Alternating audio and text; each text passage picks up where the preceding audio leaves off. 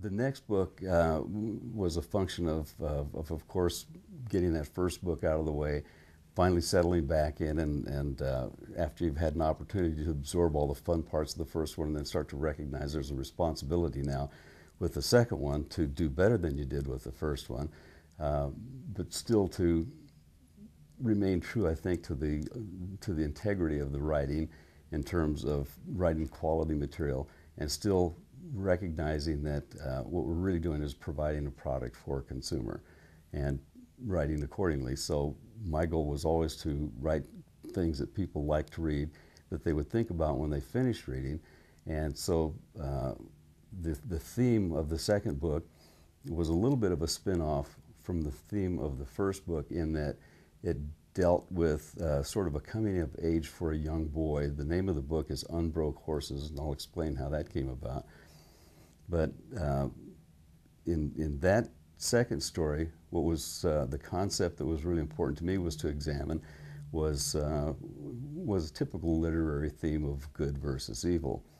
And in my thinking, my thought processes as I was thinking about this plot line was, where does evil come from?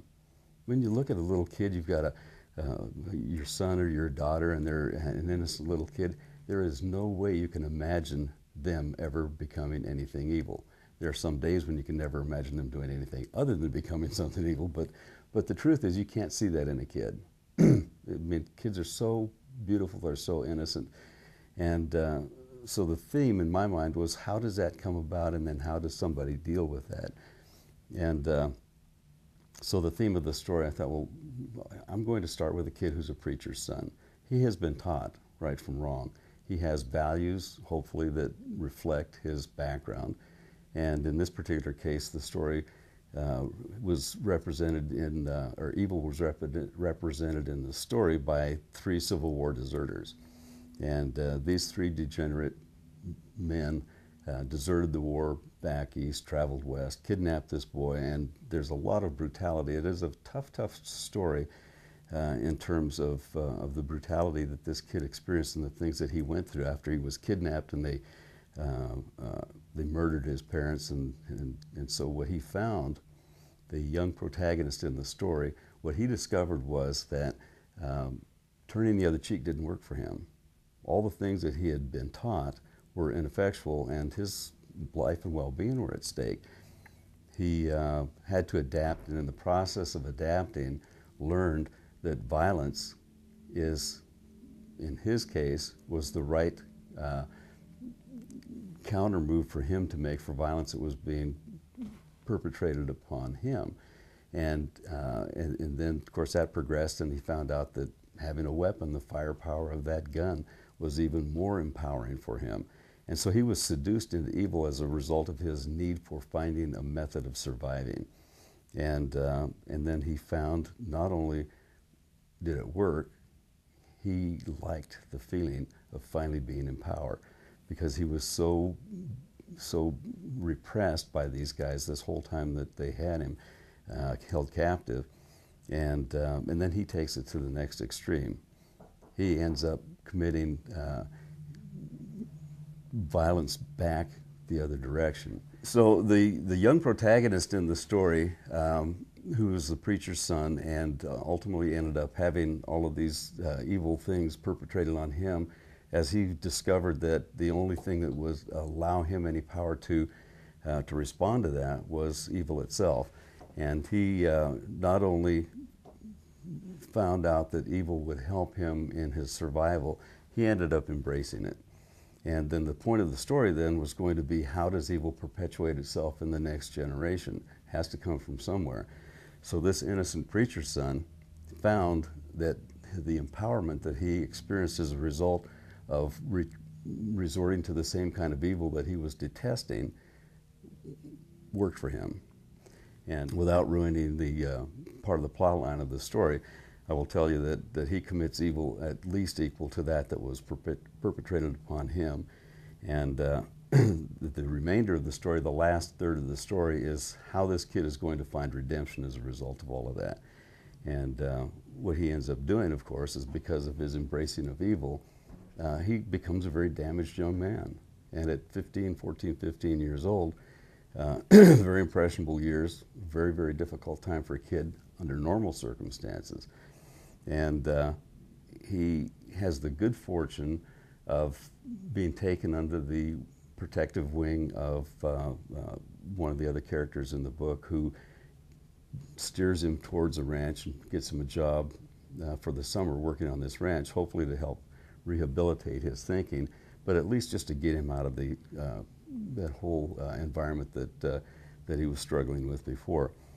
The young boy meets some young cowboys who try to help him along, doesn't want to participate with them, he almost kills one of them, and ends up in a situation where his life is going from bad to worse, and now it's very obvious that this kid does not even fit in a normal society any longer.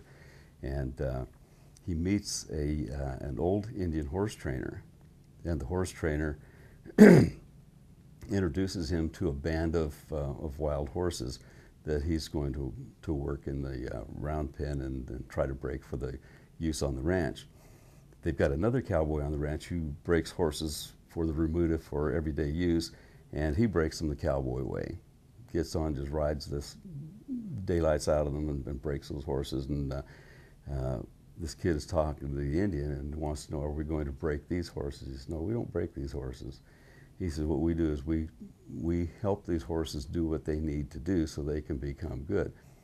Kid is asking one of the cowboys, well, what's the difference between the way Briggs, the cowboy, and Noka, the Indian, trains these horses? And he explains to the boy that the horses that Briggs trains work because they have to.